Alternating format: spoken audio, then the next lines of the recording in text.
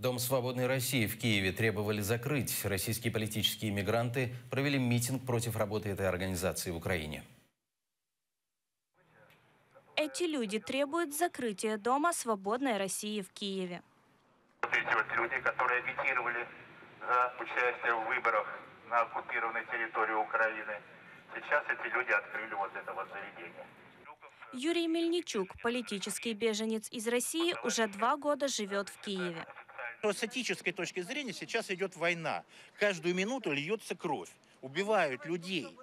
Они какой-то дом какой-то России. Россия – это страна-убийца, страна-террорист, страна-агрессор. Это знают во всем мире сегодня. По моему личному убеждению, также по мнению некоторых таких моих товарищей, которые тоже эмигрировали из России, политические мигранты, что это псевдопроект, который, может быть, к этому могут быть причастны российские спецслужбы.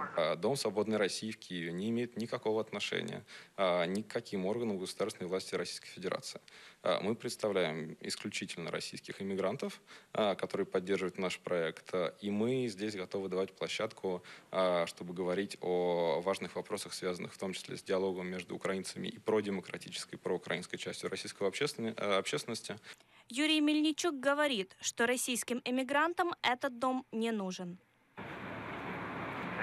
Мы политические мигранты, политические беженцы, у которых в карманах есть именно паспорта о том, что мы, удостоверение о том, что именно беженцы.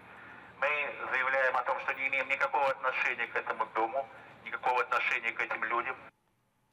Дом «Свободная Россия» открылся в Киеве месяц назад.